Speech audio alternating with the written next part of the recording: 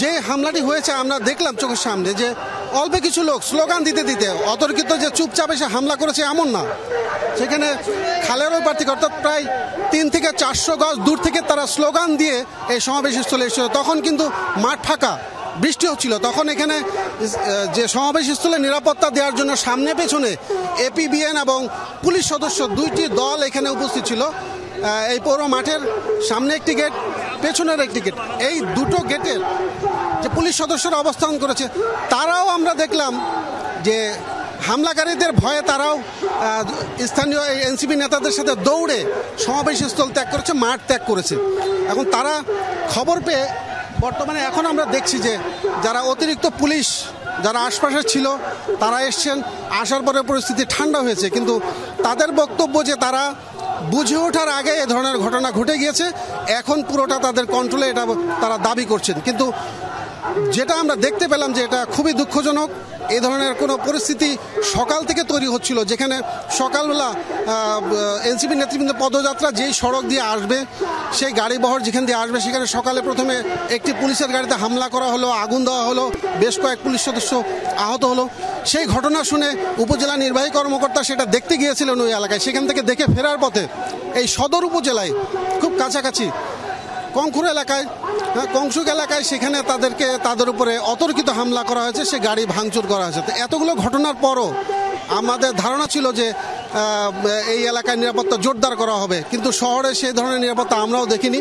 সেটা বারবার এনসিপি নেতৃবৃন্দ যারা স্থানীয় বক্তব্য রাখছিলেন তারা প্রত্যেকেই একই রকম আশঙ্কা করছিলেন যে গত রাত থেকে যে হামলা করা হবে বলা হচ্ছে, সেই তুলনায় আইন শৃঙ্খলা বাহিনী অনেকটাই নির্লিপ্ততার পরিচয় দিয়েছে বা তারা অনেকটাই এখানে নিষ্ক্রিয় ভূমিকা পালন করেছে বলে অভিযোগ করেছেন তারা, যেটা আমরা সচক্ষে দেখলাম। বৃষ্টি সেটি তো নিশ্চয়ই, এবং আমরা যেমনটি জানি যে এই আইন শৃঙ্খলা পরিস্থিতি নিয়ন্ত্রণে সেনাবাহিনী এবং পুলিশও মোতায়েন ছিল। একটু যদি সম্ভব হয় এনসিপির যে নেতৃবৃন্দ বা কর্মীরা আছেন, যদি সম্ভব হয় একটু কোনো একজন প্রত্যক্ষদর্শীর সাথে একটু কথা বলে দেখবেন কিনা তুহিন, তাহলে একটু ভালো হতো। কারণ আমরা দেখছি স্টেজের ওখানে বেশ কিছু নেতাকর্মীরা এখনো জড়ো আছেন এবং তাদের যে পথসভাটা হওয়ার কথা রয়েছিল সেটি তো এখনো হওয়া বাকি রয়েছে, এবং পথসভাকে কেন্দ্র করে তো সমাবেশও হওয়ার কথা ছিল। যদি সম্ভব হয় 2-1 প্রত্যক্ষদর্শীর কথা আমরা শুনতে চাই তুহিন। বৃষ্টি, আমি আপনাকে যেটা বলছিলাম যে আপনি দেখেন যে আইন শৃঙ্খলা বাহিনী এখন যেই পরিস্থিতি, আপনি পেছনে নিরাপত্তা ব্যবস্থা দেখেন যে এখন পুলিশের অতিরিক্ত জনবল তারা এসছে এবং মূল গেট যেটা সমাবেশের দুই দিকে 2টি গেট ছিল, সেই গেটগুলো পাহারা দিচ্ছে এবং সেই পাহারার ভেতরেও তারা এই হামলার শিকার হয়েছে। মানে যখন হামলা হয়েছে তখন কিন্তু এত পুলিশ সদস্য ছিল না। আমরা যে নেতৃবৃন্দকে দেখেছি তারা স্টেজে বক্তব্য রাখছিলেন এবং এই ঝুম বৃষ্টির ভিতরে অঝোর ধারা বৃষ্টি হচ্ছিল। সে বৃষ্টির ভিতরে এনসিপির নেতারা, স্থানীয় নেতারা যারা স্টেজে অবস্থান করছিলেন এবং যা মাঠে যে সদস্যরা দর্শক সারিতে ছিল তারাও প্রবল বৃষ্টি উপেক্ষা করে তারা মাঠেই ছিলেন।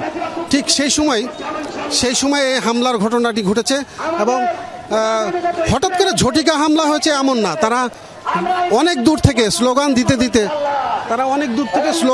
দিতে তারা এখানে এসছে। আসার পরে তারা হামলা করে, কিন্তু তখন যে উপস্থিত পুলিশ সদস্যরা ছিল তারা ওই হামলাকারীদের দেখে তারাও এখান থেকে অনেকটা ছুটে পালিয়ে যাওয়ার মতো অবস্থা, মানে তারাও মাঠ ত্যাগ করেছে। অর্থাৎ তারা ন্যূনতম প্রতিরোধ পর্যন্ত করেনি। আমরা তখন স্টেজে ছিলাম,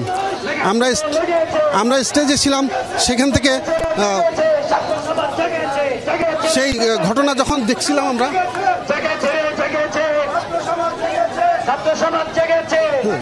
কারণ আমরা এনসিপির যে নেতৃবৃন্দ তারা থাকার চেষ্টা করেছিল, তারা সেখানে ন্যূনতম প্রতিরোধ করার চেষ্টা করেনি। তারা প্রতিরোধ করার চেষ্টা করে। কারা হামলা করেছে আপনারা কি দেখেন? লীগের গুন্ডারা হামলা করছে, এখানে এই বেশটা হামলা করছে, পুলিশ ওখানে রয়েছে, পুলিশ গার্ড ছাড়িতেছে, যে কারণে ওরা এই বেশটা এসে হামলা চালাইতে সাহস পাইছে। পরে পুলিশ কোনো প্রতিরোধ করে নাই, প্রতিরোধ আমরা করছি। ওদেরকে একটা কথা বলে দিতে চাই, আমরা 2009 হত্যাকাণ্ড বলি নাই, 2013 শাপলা হত্যাকাণ্ড বলি নাই, 2018 কোটা বিরোধী আন্দোলন বলি নাই, 2024 গণহত্যা বলি নাই, আল্লামা দেলাওয়ার হোসেন সাইদি সহ অসংখ্য আলেমদের মেরে ফেলা হয়েছে, আমরা সেটা বলি নাই। লুটপাট, খুন। সকাল থেকে শুনছিলাম যে এরকম হামলা হতে পারে, আপনারা আশঙ্কা করছিলেন, আপনারা কি বলেছিলেন আইন শৃঙ্খলা বাহিনীর? আমরা বারবারই বলে আসছি যে ছাত্রলীগের যুবলীগের গুন্ডারা তারা নাশকতা করতেছে, তারা এই পদসভা যাতে না করতে পারে তার জন্য তারা চক্রান্ত করতেছে। প্রশাসনকে আমরা বারবার জানার পরেও তারা বিড়ালের ভূমিকা পালন করেছে। তারা ছাত্রলীগ যুবলীগের গুন্ডারা তারা চাপাতি দা নিয়ে এই পদযাত্রায় অতর্কিত হামলা করেছে, আর প্রশাসন লেজ গুটিয়ে তারা পালাই গেছে। আমাদের নিরাপত্তা আমরা নিশ্চিত করেছি, প্রশাসন সম্পূর্ণ তাদের ব্যর্থতার পরিচয় দিয়েছে। মিষ্টি, আমরা এখানে দেখেছি যে আমরা এখানে প্রত্যক্ষদর্শী আরেকজন ছিল স্টেজে, আপনারা তো ছিলেন। কারা হামলা করেছে, কি হয়েছে, কেন? একেবারে ক্লিয়ার কাট কথা, আওয়ামী লীগের এখন ওই ফেসবুকের মধ্যে বড় বড় কথা বলার কলিজা আছে, তাদের কলিজা নাই, মাঠে এসে কথা বলবে।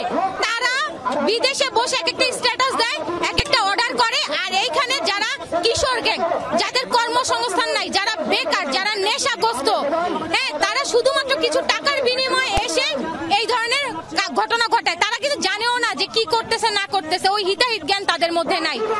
এই নেশাখোর, গাঁজাখোর, এই কিশোর গ্যাং, সন্ত্রাস গ্যাং, এরা হচ্ছে এই হামলাকাণ্ড ঘটিয়েছে। আর এই কিশোর গ্যাংকে প্রোটেকশন দিচ্ছে আমাদের গোপালগঞ্জ থানার প্রশাসন। পুলিশ তো এখানে ছিল, তারা ঠেকেছে, পুলিশ ছিল, পুলিশ ম্যারাথনের দৌড়ের মতো তারা হচ্ছে দৌড় দিছে, পুলিশ দৌড়াইছে। গতকাল থেকে দেখতেছি তারা কি প্রতিরোধের চেষ্টা করেছে কিনা? হ্যাঁ, তারা যখন দেখছে এখান থেকে চলে গেছে, সর্বপ্রথম যখন ককটেলটা ফুটাইছে সবাই দৌড় দিতেছে, ওই কর্নার থেকে, কোটপাড়ার কর্নার থেকে সবাইকে বলতেছি যে ইনকিলাব জিন্দাবাদ জিন্দাবাদ স্লোগান দিয়ে যখন সবাইকে ডাকছি যে সামনে আসেন সামনে আসেন, তখন হচ্ছে যখন মানুষ আসা শুরু করছে তখন হচ্ছে প্রশাসন আসছে। তার এক প্রশাসন কোথায়? এই যখন ধাওয়াটা দেওয়া শুরু করলো আমরা প্রশাসনকে দেখি নাই, তারা কোথায়? কেন্দ্রীয় নেতৃবৃন্দ কত দূরে এসছে, কতটুকু খবর পেয়েছেন আপনারা? আমাদের কেন্দ্রীয় নেতৃবৃন্দ, এনসিপির একজন কর্মী সেখানে অভিযোগ করছিলেন, এবং এর আগেও আপনাদেরকে যেমনটি দেখাচ্ছিলাম দর্শক, গোপালগঞ্জে এনসিপি যেই পথসভা সেটিকে কেন্দ্র করে সমাবেশে হামলা করেছে ছাত্রলীগের কর্মীরা।